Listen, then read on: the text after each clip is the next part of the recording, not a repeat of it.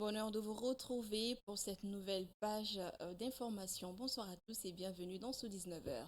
Les informations, c'est tout de suite, mais avant, les titres. À l'instar des autres pays du monde, le Mali célèbre la journée mondiale des toilettes. À ce jour, 60% de la population mondiale, soit 4,2 milliards de personnes, n'ont pas de toilettes ou ne disposent de toilettes qui ne permettent pas une gestion hygiénique des excréments. Vous allez avoir les détails dans ce journal. Le syndicat national des travailleurs d'État, SYNTAD, mise à rude preuve au niveau de la section syndicale des impôts du Mali. La tendance du docteur Ali Ousmane Daou refuse de reconnaître le bureau validé du SYNTAD au sein des impôts. Il est venu remercier et témoigner sa reconnaissance au groupe Renouveau. Demba Famanta, vous allez le voir dans cette édition, accompagné de son frère, est venu remercier le groupe Renouveau pour le traitement de sa pathologie qui va à bon train. Voilà donc le sommaire.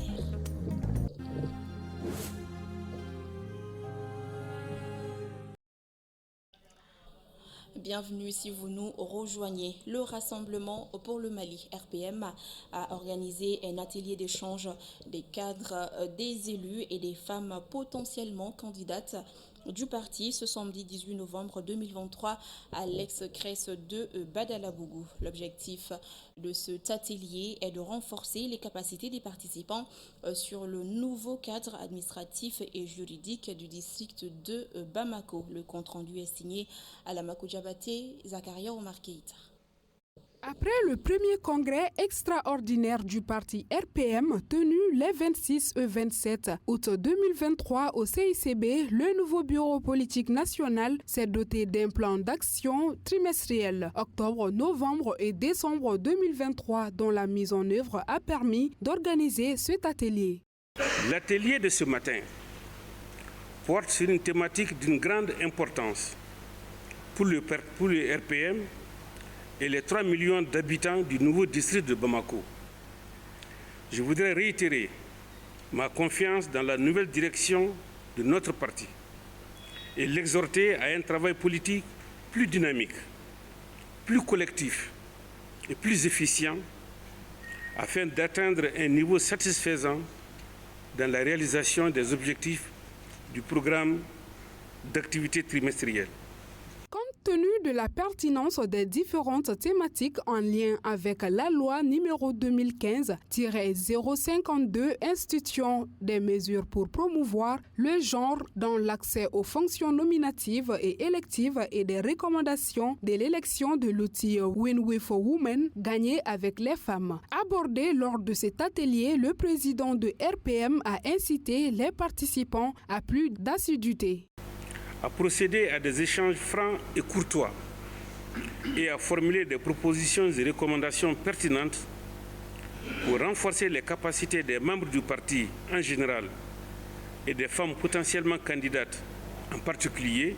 Pour cet atelier de formation des militants du parti, le Rassemblement pour le Mali a bénéficié de l'accompagnement du NDI. La cérémonie d'ouverture a été mise à profit par le RPM pour féliciter les forces armées maliennes pour leur entrée à Kidal. Je vous l'annonçais tout à l'heure dans les titres, la section syndicale des impôts du Mali, tendance du docteur Ali Ousmane Daou, ne se reconnaît pas dans le bureau mis en place par le syndicat national des travailleurs d'État, SYNTAD, au sein des impôts. Aussi, elle se désolidarise de toute décision et les actions du bureau mis en place par la SYNTAD. Cette annonce a été faite ce samedi par la section syndicale des impôts du Mali au cours d'une conférence de presse tenue à la maison de la presse. Pour plus de compréhension, je vous propose ici de suivre Djibrila Maïga. Il est inspecteur des impôts et il est au micro de notre reporter Amadou Diar. Je ne suis pas dans le nouveau bureau parce que c'est un bureau qui a été mis en place dans une situation qui n'est pas orthodoxe. C'est-à-dire, quand un bureau se met en place, l'ancien bureau doit démissionner et sortir. Nous, on n'a jamais démissionné. On nous a mis dans une situation de telle sorte qu'on n'a pas démissionné. L'orthodoxie syndicale n'a pas été respectée. Donc on ne se reconnaît pas dans ce bureau. Donc nous restons toujours la section sortante. On n'a pas démissionné d'abord. Le jour où on va démissionner, on va mettre un bureau en place. Oui, c'est le Syntad. C'est le Syntad qui est venu mettre ce bureau en place. Et le Syntad a outrepassé sa mission. Ils n'ont pas respecté l'orthodoxie syndicale. Ils n'ont pas laissé à ce que l'Assemblée fasse ses critiques. Ils n'ont pas accepté à ce que nous posons des actes par rapport au bilan financier et par rapport au bilan moral. Nous n'avons pas démissionné et ils ont pris directement une liste et on l'a proclamé. C'est fait au vu et au su de tout le monde. Il y avait des huissiers de justice, il y avait des journalistes. La procédure est déjà lancée. La procédure est déjà lancée. Nous avons pris un avocat et les huissiers ont déjà fait les PV. On va aller en assignation. Oui.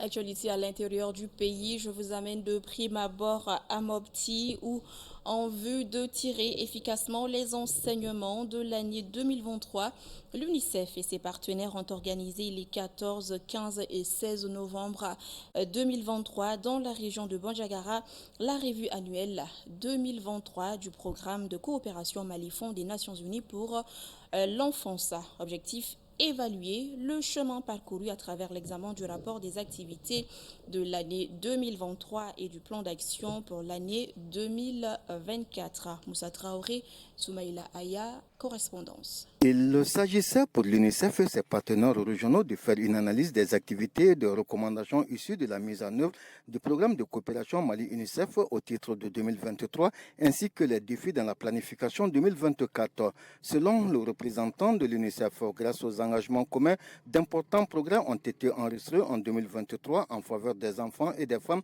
y compris ceux vivant dans les zones fortement affectées par la crise. Elle permettra à l'ensemble des parties prenantes, à savoir le gouvernement, l'UNICEF et la société civile, de répondre aux questions suivantes. Est-ce qu'en 2023, nous avons fait ce que nous avions l'intention de faire avec la qualité requise? Quels sont les résultats pour lesquels il n'y a pas de progrès tangible? Quelles sont les priorités pour 2024? Et également, que devons-nous faire autrement? Malgré les résultats probants réalisés en 2023, les responsables régionaux sont convaincus que des efforts restent à faire. L'atelier qui démarre ce matin nous offrira l'opportunité de faire les points de la mise en œuvre du programme en cours, d'en tirer les enseignements et d'envisager des actions pour les prochaines étapes. Il doit aussi être un cadre marqué de notre sens du devoir et de responsabilité dans le souci d'identifier les mesures aptes à stimuler la mise en œuvre de la revue. Pour changer la donne, le Mali et ses partenaires ont mobilisé plus de 4 milliards de francs CFA pour la période 2023 pour la réalisation des activités visant à assurer aux enfants leurs droits fondamentaux dans leur région de Bandiagara, Douentza et Mopti. En 2023, l'UNICEF a investi dans les régions de Bandiagara, Douentza et de Mopti plus de 4 milliards 604 millions de francs CFA en transfert monétaire direct et plus d'1 milliard 161 millions en matériel et divers intrants et fournitures. Pendant 3 jours, les acteurs venus des régions de Mopti, Bandiagara et de Douentza ont passé au peigne fin les activités visant à assurer aux enfants leurs droits fondamentaux qui sont l'accès à l'éducation, la nutrition, la survie, l'eau, l'hygiène et assainissement et la protection de l'environnement. Sikasso a abrité le vendredi 17 novembre dernier l'atelier de restitution du rapport complémentaire 3e, 4e et 5e de la société civile malienne sur la mise en œuvre de la Convention relative aux droits des enfants, initiée par la coalition malienne pour les droits de l'enfant, COMAD et ses partenaires. La cérémonie d'ouverture des travaux a enregistré la présence des autorités coutumières, administratives et politiques de la région de Sikasso. Le point, c'est avec Pendakone.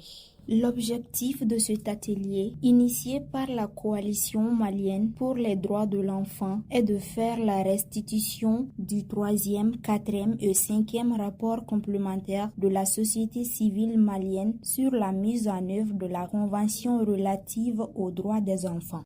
comme je disais dans mon introduction, conformément à l'article 44 de la Convention relative aux droits de l'enfant, une fois qu'un pays ratifie cette convention, il doit faire le dépôt de rapport périodiquement. Donc le Mali devait faire le dépôt de 3e, 4e et 5e rapport complémentaires et la société civile aussi devait faire ce dépôt. Donc nous avons produit notre rapport. On a présenté ce rapport le 27 septembre 2023 au Comité des Nations Unies sur les droits de l'enfant à Genève. Donc après cette présentation, il y a lieu maintenant de faire la restitution à l'intérieur du pays. Les participants et les autorités locales se réjouissent de l'initiative qui leur a permis d'avoir plus d'informations sur les droits des enfants. Je suis très contente. S'il y a un projet qui lutte contre les travaux forcés des enfants, moi je ne fais que m'en réjouir. En tant que parlementaire, notre devoir c'est de protéger les enfants pour aider les enfants en état de vulnérabilité. Vraiment, je pense que c'est une bonne initiative. La protection de l'enfant est une réponse appropriée à la préoccupation des autorités du Mali, pour laquelle notre pays a souscrit. Il s'agit notamment de l'adoption de la Convention relative aux droits de l'enfant le 20 novembre 1989. Cadre d'échange et de redevabilité, cet atelier va permettre aux participants de prendre connaissance du contenu des 3e, 4e et 5e rapports complémentaires de la société civile malienne sur la mise en œuvre de la Convention relative aux droits des enfants. Je vous l'annonçais également dans les titres, comme chaque année, la communauté internationale célèbre le 19 novembre la journée mondiale des toilettes. Pour cette année, le thème retenu est « Accélérer le changement ». Cette célébration intervient au moment où 60% de la population mondiale, soit 4,2 milliards de personnes, n'ont pas de toilettes ou disposent de toilettes qui ne permettent pas une gestion hygiénique des excréments. À cette occasion, WaterAid invite les dirigeants à accélérer les progrès pour l'accès universel à l'assainissement. Pour en savoir davantage sur cette journée mondiale des toilettes, je vous propose ici de suivre Alisso. Il est le directeur du département programme et plaidoyer de WaterAid et il s'exprime ici au micro de nos reporters à Awasanogo, Zakaria Oumar Keïta. Comme vous le savez, il y a déjà 7 ans, depuis 2015, à travers le programme mondial 2030, nous sommes engagés vraiment à accélérer l'accès universel à l'eau, l'hygiène et l'assainissement. Nous avons déjà dépassé la moitié du délai. Malheureusement, les progrès ne suivent pas. Donc il y a environ 4 milliards de personnes qui n'ont pas encore accès à des services d'assainissement gérés en toute sécurité. D'où il faut vraiment accélérer pour que nous puissions atteindre notre objectif dans 8 ans. Ensuite, il faut rappeler aussi que cette année, il y a un autre symbole que nous avons lié à cette journée, c'est le colibri. Le colibri, c'est petit oiseau qui fait de grands efforts pour vraiment un grand impact. Et chaque année, nous appuyons nos partenaires étatiques et surtout les autres acteurs du secteur à célébrer cette journée pour sensibiliser, pour mobiliser les acteurs pour que tous ensemble, nous pouvons aller dans les changements escomptés. Nous nous sommes engagés ensemble. Et dans cet engagement, nous appelons vraiment les décideurs publics à vraiment aller dans le respect de ces engagements. Je vais noter entre autres le financement. Nous sommes engagés depuis plus de 10 ans à mettre beaucoup de fonds de financement vraiment pour l'assainissement. Donc j'appelle les pouvoirs publics à honorer ces engagements en termes de mobilisation et de financement. À travers la population, je dirais que nous devons aider le gouvernement, les pouvoirs publics. L'assainissement, c'est l'affaire de tous. Donc, ce que nous faisons au niveau de nos communautés, au niveau de nos familles, dans la rue, nous devons œuvrer pour que tous aient accès à un assainissement durable géré en toute sécurité. Atteint d'une grave pathologie sur un site d'orpaillage qui lui rongeait son membre inférieur gauche, Demba Famanta a bénéficié du concours du groupe Renouveau pour le traitement de son mal. Dans un état de guérison très avancé, Demba, accompagné de son frère aîné, a rendu une visite de reconnaissance et de remerciement au groupe Renouveau. C'était ce vendredi 17 novembre 2023 au siège du groupe. Bakary M. Sidibé pour le compte-rendu. Selon un adage, mieux vaut voir une fois que d'entendre 1000 fois. Voici Demba Famanta qui souffrait d'une grave pathologie au niveau de son pied et qui l'avait cloué au lit dans un état critique. Contacté, Renouveau TV avait lancé un SOS et qui a permis d'obtenir de l'aide des personnes de bonne volonté pour la prise en charge médicale du jeune Demba. Grâce à la générosité des téléspectateurs, le miracle s'est produit. Un geste solidaire qui n'a pas laissé les frères Famanta indifférents. Nous sommes venus pour remercier le groupe Renouveau pour leur soutien. C'est mon petit frère Demba qui était gravement malade et c'est Renouveau qui nous a appuyés pour qu'il puisse recouvrir la santé. Aujourd'hui, nous rendons grâce à Dieu. Nous remercions chaleureusement les téléspectateurs qui n'ont ménagé aucun effort pour nous accompagner.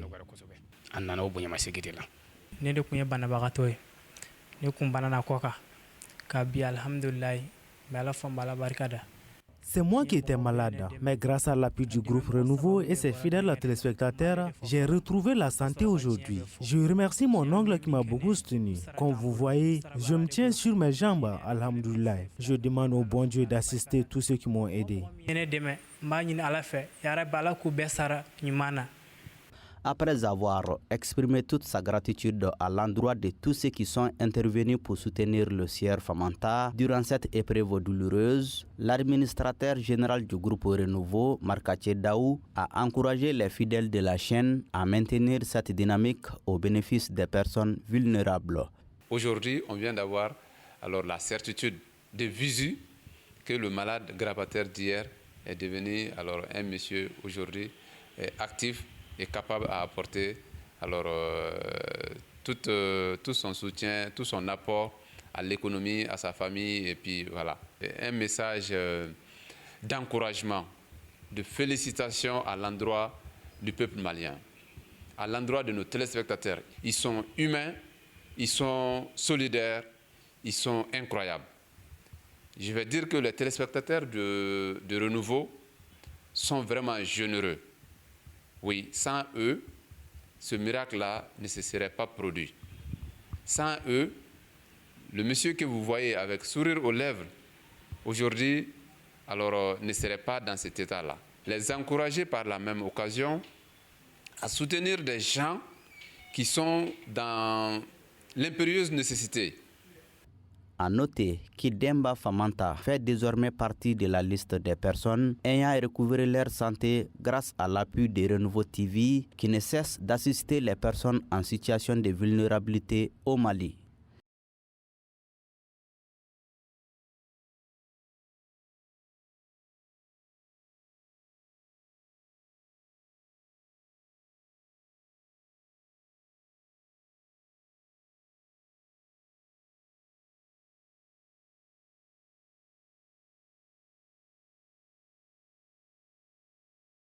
L'émotion était au rendez-vous dans la salle de conférence de l'intercollectivité d'Issourou à Bankas. Une solennité qui marque non seulement la fin d'une mission, mais aussi la reconnaissance du mérite au terme d'un mandat bien rempli pendant 13 années et 3 mois. La population, les amis, l'administration, tous ont évoqué la contribution inestimable du président du conseil de cercle à la promotion du cercle de Bankas, tant par sa qualité humaine que professionnelle. Depuis la création de la commune de Bankas, ils sont là. On est tous là.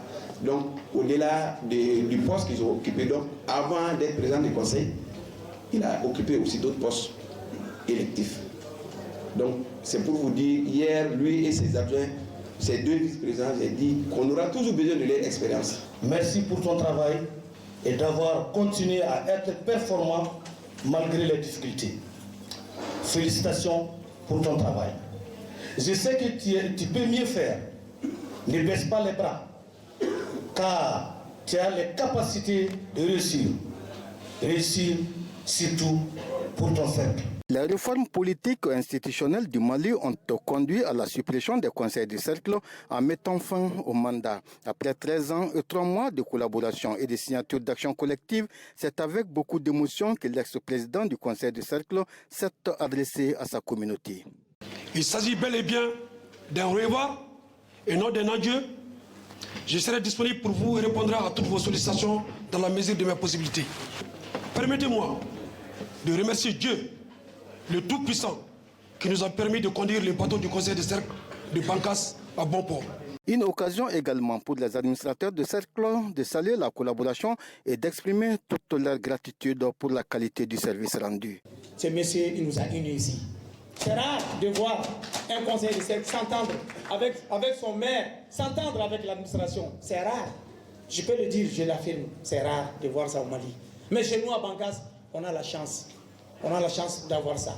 C'est ça Bankas, vive Bankas. C'est l'unité de Bankas. La cérémonie a eu lieu en présence de la population locale, de plusieurs légitimités traditionnelles, des autorités administratives et des collectivités. Des témoignages et une remise de cadeaux ont marqué la fin de la cérémonie. Et voilà, vous venez de suivre à l'instant le compte-rendu de nos correspondants Moussa Traoré et Soumaïla Aya sur la cérémonie d'adieu organisée par le président du conseil de cercle de Bankas à l'endroit des conseillers qui viennent de terminer leur mission conformément aux réformes politiques et institutionnelles du Mali qui ont conduit à la suppression des conseils de cercle. Cette cérémonie a réuni les conseillers des collectivités, les représentants de l'administration, les membres de famille et les amis, marque la fin d'une mission de 13 années et 3 mois au service des collectivités. Par ailleurs, dans le cadre de la célébration du 20e anniversaire de Orange Mali, Ndonko et Orange Mali ont organisé ce vendredi une caravane réunissant les meilleurs talents du pays sur le terrain de l'ASCO à Korofina.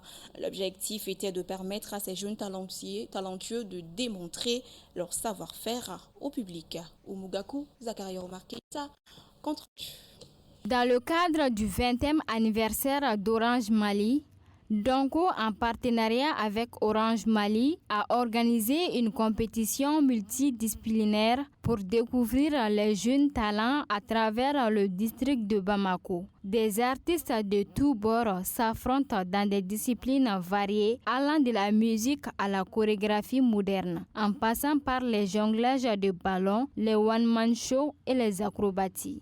Cette activité dans la commune 1 s'inscrit dans le cadre des festivités de l'anniversaire d'Orange Mali. Aujourd'hui, Orange fête ses 20 ans au Mali et c'est naturellement que nous avons tenu à montrer notre ancrage auprès de la population malienne à travers la mise en place d'une grande caravane qui va faire le tour de toutes les communes de Bamako.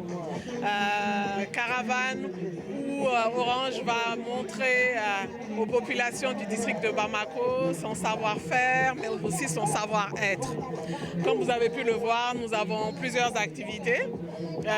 Nous avons mis en place des compétitions dans des disciplines dans lesquelles nous sommes aujourd'hui très présentes au Mali, comme le football, le basketball, l'e-sport et aussi on a mis en place une grande compétition Ndonko pour que les jeunes puissent venir montrer aussi leur savoir-faire. Les autorités communales, à travers le 4e adjoint au maire de la commune 1 du district de Bamako, ont salué l'initiative de Ndonko et d'Orange Mali qui permettra de mettre en lumière les talents nationaux. C'est une satisfaction, une grande satisfaction pour nous, population de la commune 1. Aujourd'hui, nous célébrons, nous accueillons la célébration de ces 20 ans qui nous permet d'être en contact avec les clients, qui nous permet d'être en contact avec tous ceux qui utilisent le service Orange à travers la communication, à travers la publicité et autres services fournis par Orange.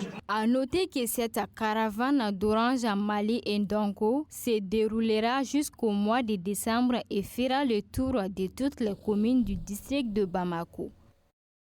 Sport, football pour le compte du premier match des éliminatoires du mondial 2026. Le Mali recevait le Tchad ce vendredi 17 novembre 2023 au stade du 26 mars. Les Aigles l'ont emporté sur le score de 3-1 grâce à des réalisations signées Kamori Doumbia, Youssouf Nyakate et Ibrahima Sissoko. Je vous propose ici d'écouter les deux sélectionneurs juste après la rencontre. Comme je l'ai dit avant, moi je suis parti sur n'ayant aucune information, aucune vidéo. D'ailleurs, le coach il le dit bien, ils ont tout effacé. Ils sont repartis avec une équipe jeune. Donc moi je les attendais en 4-2-3-1. Ils sont venus en 3-5-2 en première mi-temps, avec un bloc très bas, avec une envie d'arrêter chaque action. Donc bon, on a quand même eu des difficultés parce que encore une fois le jeu il était sur les côtés. Après c'est comme ça, c'est le football. On met en place quelque chose, on a une réponse de l'adversaire. Le but du jeu c'est de tout de suite répondre à cette réponse pour essayer d'anticiper les choses. Donc ce soir ça nous sourit encore. Donc l'idée c'est de toujours prendre des risques et encore une fois il y a un banc de qualité. Ceux qui ont fait une très bonne semaine ont mérité de jouer ce match. Et puis les entre guillemets, ceux qui n'ont pas eu la chance auront la chance de montrer ce qu'ils ont contre le Centrafrique. Ce qui n'a pas marché, il y a beaucoup de choses qui ont marché déjà, qui ont été positives. Et il y a quelques petits détails qui ont été négatifs. Et ces petits détails, c'est la force de frappe, la force de puissance d'une équipe comme le Mali. Jeu égal, il faut dire qu'ils ont dominé le match. Des choses qui est tout à fait normale, je pense, quand on joue à domicile et qu'on a un tel noyau. Donc voilà, mais le plan qu'on avait mis en place a bien fonctionné. Malheureusement, on encaisse au pire des moments juste avant la mi-temps. Puis on remonte en deuxième mi-temps avec quelques ajustements tactiques. Et là, je pense qu'on est un peu mieux, on est mieux dans la rencontre. Et on arrive à marquer sur une de leurs erreurs. Donc voilà, puis on les a fait douter. J'ai senti un peu de doute jusqu'à la 77e minute. Mais quand vous avez le luxe ou le loisir de pouvoir apporter des changements et faire entrer des joueurs comme Doumbia, comme Dorgelès, comme Sako, je pense que la différence se fait là-dessus, en grande partie. Et je pense qu'on a montré une bonne image de nous. Maintenant, on a encore du chemin à parcourir pour essayer d'arriver à la hauteur de ces grandes nations comme le Mali. Et voilà, c'était à l'instant les deux sélectionneurs de l'équipe malienne et tchadienne au micro de notre reporter sportive Adjelika Guindo. Et nous refermons cette édition avec ce communiqué issu de l'Assemblée générale de l'Association des promotrices des écoles privées du Mali. L'association s'est réunie le samedi 18 novembre 2023 à l'Institut supérieur de formation et de gestion d'entreprise. Ordre du jour. Point 1. Situation de paiement des frais scolaires et demi-bourses. Évaluation du mouvement de cessation de travail du lundi 13 au vendredi 17 novembre 2023. Décision du Bureau national de l'association et divers. Point 2. Analyse de la situation globale. Les doléances restent toujours sans suite malgré la main tendue des promotrices pour une solution définitive et immédiate de la crise, à savoir le paiement intégral des frais scolaires et des bourses sans condition, l'attribution aux établissements éligibles sans exception des élèves admis ODF 2023. L'association interpelle la population malienne, les parents d'élèves, toutes les femmes leaders, toutes les associations des femmes, toutes les femmes du Mali, toutes les associations des jeunes, l'AM, le corps enseignant du privé et du public à s'impliquer dans cette crise pour une résolution immédiate et définitive. L'école est le socle du développement, l'avenir du pays en dépend. Point 3. Décision de l'Assemblée générale de l'association. Tout en félicitant l'armée malienne pour la victoire de Kidal, L'association, après l'analyse de tous ces paramètres, décide de faire une trêve en ouvrant sur toute l'étendue du territoire à nos établissements privés allant du lundi 20 novembre au vendredi 22 décembre 2023. L'association privilégie le dialogue et reste optimiste pour la résolution immédiate et définitive de cette crise. Fait à Kalabankoro le 18 novembre 2023 et c'est signé Madame Kamara Nana Kadija Kone, présidente nationale de l'association des promotrices d'écoles privées du Mali. Ce journal est terminé. Merci à tous ceux qui ont contribué à sa réalisation. Un grand merci à vous de l'avoir suivi. Je vous laisse avec ceci. Oui et non, les deux mots les plus brefs et les plus anciens sont ceux qui requièrent beaucoup plus de réflexion. Bonsoir et à la semaine prochaine.